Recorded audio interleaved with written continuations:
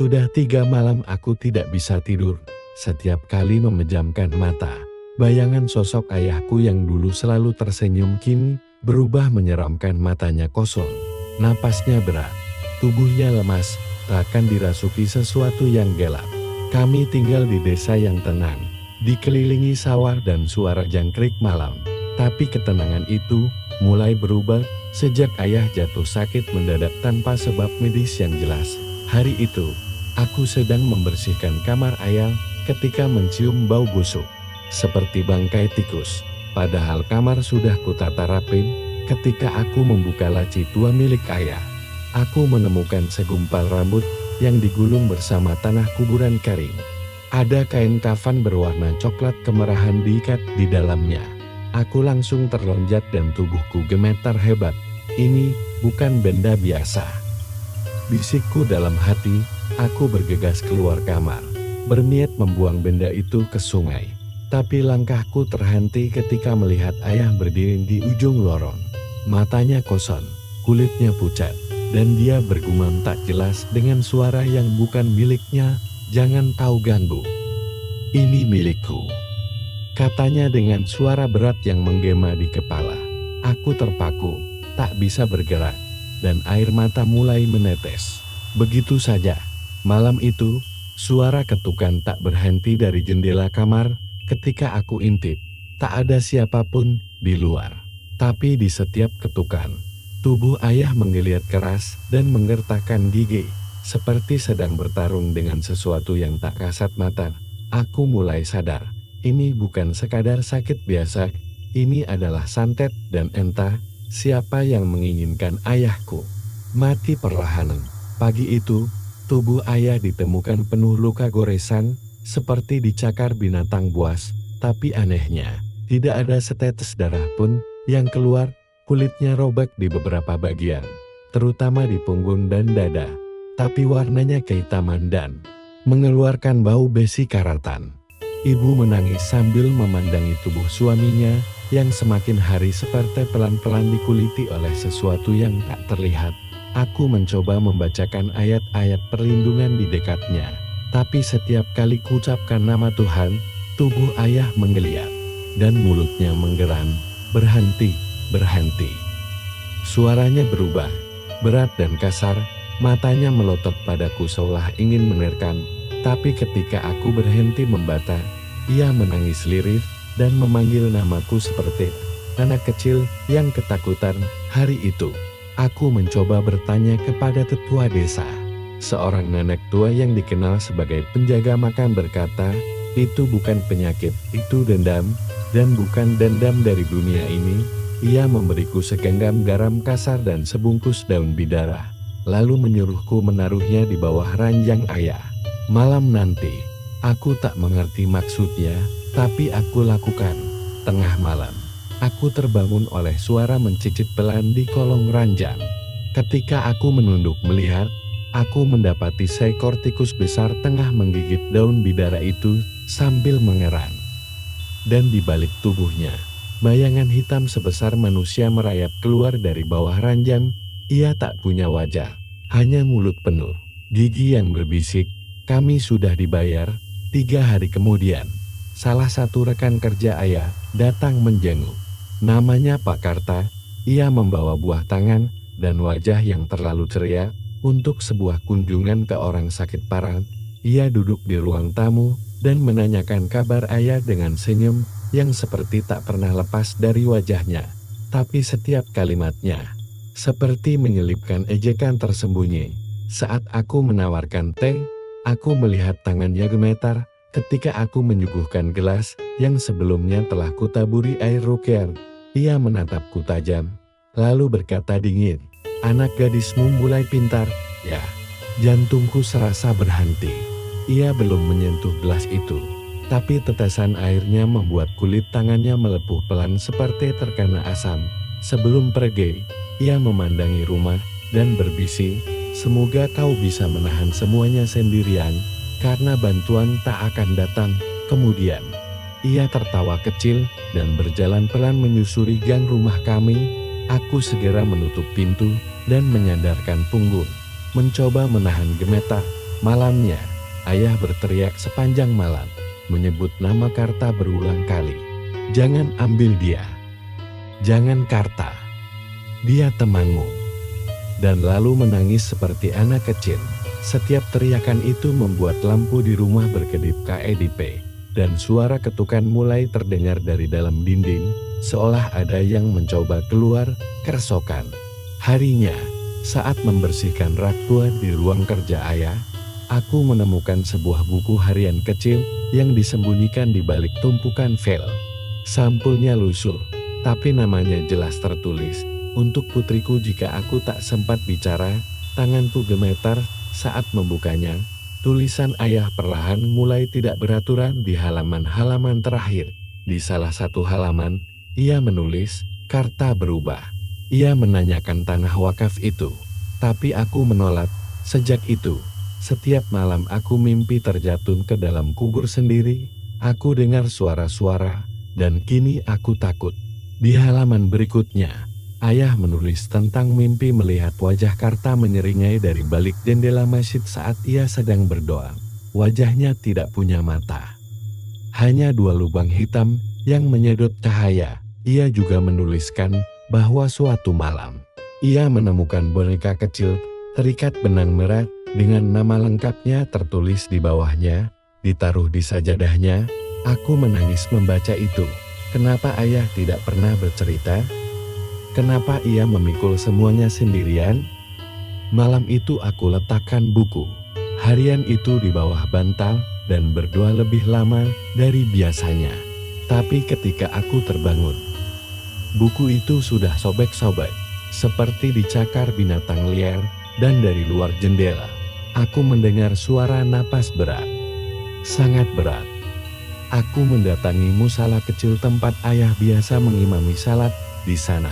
Suasana selalu teduh dulu, tapi kini bahkan burung pun enggan bertengger di atapnya. Aku masuk dan melihat sajadah ayah masih tergulung rapi, tapi di atasnya ada bercak hitam kering seperti darah yang telah mengering lama. Aku duduk di sudut ruangan, mencoba membaca Al-Fatihah, tapi baru satu ayat dibaca. Azan berkumandang sendiri dari pengeras suara yang sudah rusak bertahun-tahun. Aku berdiri ketakutan. Dan dari arah mihrab muncul suara orang berbisik, imam ini terlalu suci untuk hidup. Dengan gemetar aku menyebut nama Tuhan berulang kali. Tapi suara-suara itu justru semakin keras. Gama tawa perempuan, isakan anak kecil, dan dentingan rantai bergema di seluruh ruangan. Aku berlari keluar dan menatap langit, dan kulihat awan berkumpul tepat di atas rumah kami gelap, pekat. Seperti asap dupai menyelimuti langit sore. Saat pulang ke rumah, aku melihat ayah duduk tegak di ruang tamu. Matanya menatap kosong, dan tangannya terus menggenggam sajadah yang sama. Sambil bergumam pelan, aku mendekatinya perlahan dan mendengar. Itu bukan bahasa manusia, itu bahasa yang tak kupahami, tapi menggetarkan jiwaku hingga aku ingin muntah. Tengah malam, suara ketukan kembali datang. Kali ini bukan dari jendela atau dinding, tapi dari bawah lantai kamar ayah. Getarannya terasa hingga ke tempat tidurku. Aku turun dengan membawa senter dan membaca ayat kursi sepanjang jalan menuju kamar ayah. Begitu aku buka pintunya, ayah duduk kaku, mulutnya terbuka dan matanya memelototi lantai. Lantai kayu di bawah ranjangnya bergemetar, seperti sesuatu sedang menggedor dari bawah. Aku mendekat, mencoba menahan takut, dan ketika aku meletakkan telinga di permukaan lantai, aku mendengar suara kembalikan, dia milikku. Itu bukan suara manusia biasa, itu berat, berlendir, dan terasa dingin menembus tulang. Dengan nekat, aku panggil salah satu pemuda desa, Romi, untuk membantuku membuka lantai itu esok harinya. Tapi saat ia mengangkat papan pertama, ia langsung pingsan di bawah lantai. Ada sesajen lengkap, tengkorak kecil, darah beku, tulang burung, dan bungkusan kain kafan lain yang lebih besar berisi boneka jerami dengan nama ayahku terukir di dadanya. Aku segera menyiramkan air ruqyah dan membacakan doa dengan suara keras. Tapi seisi rumah mendadak berguncang seperti gempa, lampu mati, piring-piring pecah, dan suara-suara tertawa membelah malam dari arah sumur di belakang rumah. Malam itu, aku tahu, ini bukan kutukan biasa, ini pekerjaan santet kelas tinggi. Sore itu aku menuju sumur tua di belakang rumah. Ada desas-desus bahwa sumur itu dulu pernah dijadikan tempat pembuangan tumba.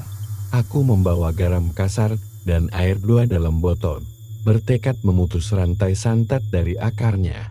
Tapi begitu aku mendekat, angin mendadak berhenti, udara menjadi hampa, dan suasana terasa membeku. Ketika aku menatap ke dalam sumur, aku melihat airnya hitam, pekat seperti oli, dan ada sesuatu mengambang.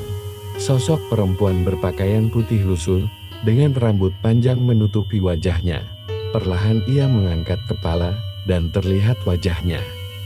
Mulutnya sobek, tak ada lidah, dan darah mengucur dari rongganya. Ayahmu pernah selamatkanku dan mereka kirim aku kembali. Suara itu seperti menggetarkan udara. Aku terpaku, tubuhku membeku. Lalu ia tenggelam perlahan ke dalam sumur sambil menunjuk ke arah barat desa. Ketika aku kembali menatap ke atas, langit berubah kemerahan, dan di balik pagar kebun, bayangan Pak Karta berdiri diam, menatapku. Malam harinya, ayah mengigau lagi. Kali ini menyebut nama seorang perempuan bernama Lila. Ia menyebut bahwa dulu ayah pernah membebaskan seorang perempuan dari ritual gelap saat masih muda. Mereka balas dendam, mereka janji darahku akan membayar. Aku mencari tahu tentang nama Lila dan menemukan cerita lama dari seorang ustaz sepuh bernama Ustaz Kasim. Ia tinggal di ujung desa dan terkenal menolak menangani kasus santet karena katanya beberapa dukun lebih tua dari masa manusia. Tapi ketika aku sebut nama ayah dan Lila, wajahnya pucat. Lila itu anak yatim yang hendak dijadikan tumbal oleh kelompok Karta dulu sebelum ia masuk Islam. Ayahmu menyelamatkannya, tapi dukun mereka bersumpah, siapapun yang menyelamatkan tumbal, mereka akan diambil jiwanya pelan-pelan. Ustaz Kasim menarik napas dalam, tapi Lila menghilang, tak ditemukan hingga hari ini. Ia memberiku air yang telah dibacakan doa dan menyuruhku mandi dengan itu sebelum salat malam. Saat aku melakukannya, tubuhku seperti terbakar. Aku melihat bayangan wanita hitam berdiri di pojok kamar mandi, dan ia berkata pelan, "Kau yang terakhir, setelah ayahmu, kau yang akan jadi gantinya." Saat aku keluar kamar mandi, ayah berdiri di tengah lorong, tapi matanya hitam pekat seperti sumur. Ia tersenyum. Dengan wajah Karta, aku sadar, ini bukan hanya soal santet, ini perang spiritual. Aku mulai rutin membaca doa malam, terutama surah Al-Baqarah dan Al-Mulk. 3 malam berturut-turut aku berdoa di sisi ayah yang terbaring. Tubuhnya kurus, kulitnya pucat kehijauan, tapi setiap kali aku menyebut nama Tuhan, air mata jatuh dari sudut matanya. Malam keempat, aku membaca doa sambil menggenggam tangannya. Tiba-tiba tubuhnya kejang dan suara-suara makhluk keluar dari mulutnya. Berhenti. Ini tubuh milik kami. Tapi aku tak berhenti. Aku baca doa itu terus-menerus sampai aku menangis terseduh, memohon agar Tuhan menyelamatkan ayahku meski harus menggantikan penderitaannya.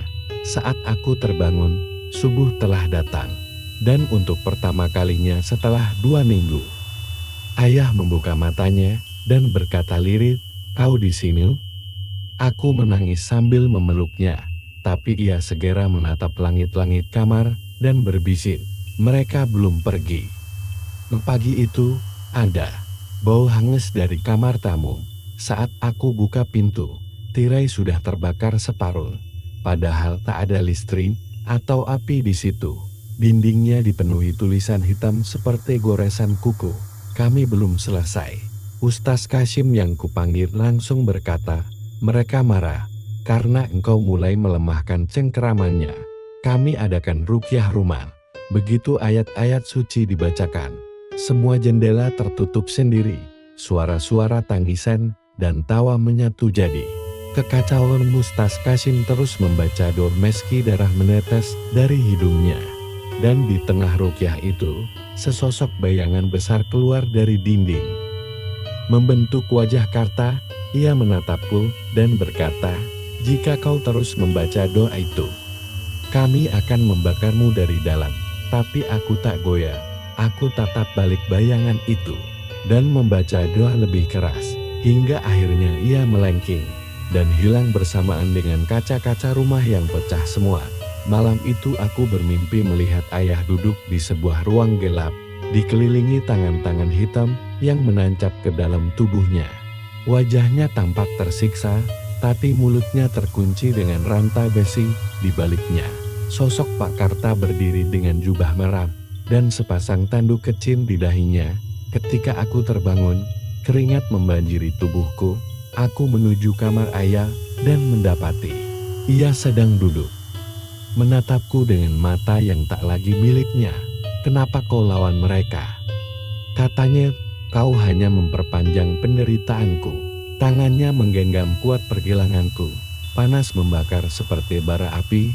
Aku berteriak membaca ayat kursi sekuat tenaga. Ayah menjerit keras hingga suaranya menggetarkan kaca jendela. Tubuhnya terguncang hebat, lalu pingsan dari balik jendela. Aku melihat seekor burung gagak besar terbang rendah, matanya merah menyala. Pagi harinya, ayah tak ingat apa-apa. Tapi ia berkata, "Aku seperti ditarik bolak-balik antara tidur dan mati. Mereka ingin aku ikut, tapi suara doamu menahanku. Jangan berhenti, nak. Jangan berhenti." Hari ke-30 sejak santet pertama datang, ayah mulai kembali bisa berjalan. Tapi bayang-bayang penderitaannya masih menempel. Ia berkata malam-malam masih datang mimpi buruk tentang lorong panjang dipenuhi arwah menggantung. Satu di antaranya adalah Lila, yang kini wajahnya hangus dan mata bolong menghitam. Aku menemukan sebuah kitab tua warisan kakek seorang kiai. Dulu di dalamnya ada amalan perlindungan 7 malam berturut-turut yang harus dibaca tanpa terputus. Tapi peringatannya jelas, barang siapa memulai, tidak boleh berhenti. Jika berhenti, arwah yang dikurung akan bebas dan menuntut. Aku putuskan untuk memulai. Malam pertama terasa tenang, tapi malam kedua, suara orang berjalan di atap terus berputar hingga subuh. Malam ketiga, aku mendapati patung kecil ditaruh di atas sajadahku. Malam keempat, aku dikunjungi sosok wanita yang hanya berdiri di ujung tempat tidur tanpa kepala. Tapi aku tak berhenti. Malam kelima pembacaan amalan. Cermin di kamar ayah, tiba-tiba retak dari retakan itu muncul tangan putih, pucat yang mencoba mencakar keluar. Aku menyiramkan air ruqyah dan membaca doa. Lalu tangan itu berasap dan menghilang. Tapi bekas cakaran itu nyata tergores di dinding kamar hingga menembus kain. Esoknya, Pak Karta mendatangi rumah. Tanpa salam, tanpa permisi, ia berdiri di pagar dan berkata, "Kau bukan siapa-siapa, tak ada doa yang bisa melawan harga yang telah dibayar dengan darah." Aku menatapnya dari kejauhan, lalu berkata pelan, "Kalau kau manusia, berarti Tuhan di atasmu." Ia tertawa dan pergi. Tapi malam itu, rumah kami tak henti diguncang, piring pecah, jendela terbuka sendiri, dan suara anak-anak menangis memenuhi setiap sudut rumah. Ayah hanya bisa menggenggam tanganku dan berkata lirih, "Maaf, aku yang menyebabkan semua ini." Malam ke-7 dari amalan pembersihan, aku bangun pukul 2 dini hari. Tubuhku menggigil tanpa sebab. Langit di luar rumah memerah, seperti terbakar. Dari dalam awan, ketika aku mulai membaca amalan terakhir, rumah bergetar hebat, cermin meledak, lemari terjungkang, dan sesosok besar berwarna hitam keluar dari dinding. Makhluk itu setinggi 2 meter. Tubuhnya membara dengan mata merah seperti bara. "Anak manusia, doa-doamu menusuk dagingku." Raungnya, aku menangis. Tapi terus membaca. Saat aku menyebut nama Tuhan ketiga kali, makhluk itu terbakar. Jeritannya membuat telingaku nyeri berdarah, dan di kejauhan, dari arah masjid, aku mendengar suara azan padahal belum waktunya. Aku dan Ustaz Kasim pergi ke rumah Pak Karta. Rumah itu kosong, tak pernah ada orang melihat dia keluar masuk. Tapi jejak tanah merah selalu ada di depan pintunya. Saat kami mencoba masuk, pintunya terbuka sendiri. Di dalamnya, rumah itu jauh lebih gelap dari yang seharusnya. Meski siang, kami menemukan ruangan bawah tanah. Di sana, puluhan boneka jerami digantung dengan nama-nama warga desa. Salah satunya adalah nama ayahku, dengan tulisan besar di bawahnya, "Kembali atau mati." Ustaz Kasim menyiramkan air dong ke seluruh ruangan. Dinding bergetar, dan jeritan mulai terdengar dari langit-langit rumah. Tapi sebelum kami pergi, kami melihat satu boneka lagi. Tertulis namaku, artinya, aku target selanjutnya. Aku pulang, dan mendapati ayah telah mengunci diri di kamar. Ia berkata, "Aku tidak mau kamu jadi korban, biar aku saja yang selesai." Aku meronta di balik pintu, tapi ia sudah memulai doa-doa dengan penuh khusyuk. Tiba-tiba terdengar ledakan dari dalam, dan angin kencang meniup keluar dari kamar. Ketika aku berhasil membuka pintu, ayah tak ada. Hanya ada sajadah, Al-Quran terbuka, dan darah membasahi lantai. Tapi tak ada mayat, tak ada jejak tubuh, seolah ia diangkat atau direnggut. Aku terjatuh menangis. Dunia terasa gelap, tapi di tengah ratapanku, aku mendengar suara ayah. Dari dalam hatiku, aku masih di sini, teruskan doa. Anakku, jangan biarkan mereka menang. Aku mulai melakukan amalan besar, puasa muti, dan membaca Yasin setiap tengah malam, selama 7 hari. Malam keempat, Karta muncul dalam mimpiku. "Anak kecil, kau pikir bisa melawan kami dengan bacaanmu yang rapor?" Tapi saat itu juga, cahaya terang membakar mimpiku dan wajah Karta hancur separuh. Ustaz Kasim mendatangkan 3 kiai untuk mengadakan pembersihan besar-besaran di rumahku. Ruqyah dilakukan selama 2 malam berturut-turut. Kami semua mengalami mimpi yang sama, diburu makhluk tanpa wajah di lorong rumah. Tapi di akhir mimpi itu, ayahku berdiri, memegang tongkat, dan memimpin kami keluar dari kegelapan. Pagi setelah ruqyah terakhir, seseorang mengetuk pintu. Saat kubuka, tidak ada siapa-siapa kecuali sebuah kotak putih. Di dalamnya ada sajadah, peci ayah, dan secari kertas bertuliskan, "Aku sudah di tempat yang lebih tenang, teruskan hidupmu, dan jangan lupa doakan yang belum sempat meminta." Maaf, aku menangis membaca itu, tapi hatiku tenang. Rumah terasa lebih ringan, udara lebih segar. Tak ada lagi bayangan hitam di sudut mata. Tak ada suara tangisan dari dalam dinding. Beberapa hari kemudian, warga desa menemukan Pak Karta tergeletak di pekarangan rumahnya. Matanya buta, mulutnya terkunci, dan tubuhnya membusuk hidup-hidup. Ia masih hidup, tapi tidak bisa bicara atau melihat. Orang bilang ia dikunci oleh arwah dari alam yang tak bisa disentuh manusia biasa. Ustaz Kasim berkata, terkadang Tuhan tak membunuh, tapi mengurung, agar mereka merasakan sedikit dari apa yang mereka tanam. Rumah Pak Karta kini dibiarkan kosong, tak ada yang berani menyentuhnya kini. Setiap malam aku membaca doa untuk ayah. Meski ia tak kembali, aku percaya jiwanya telah bebas. Rumah kami tenang, hidup mulai berjalan kembali. Tapi aku tahu, pertempuran spiritual seperti ini tidak pernah benar-benar selesai. Kadang, di waktu-waktu sepi, aku masih mencium bau dupa yang samar. Tapi aku tak takut lagi, karena aku tahu, selama aku berdoa, aku tak sendirian. Aku adalah putri dari seorang lelaki saleh, dan aku tak akan membiarkan kebaikannya dihancurkan oleh kebencian.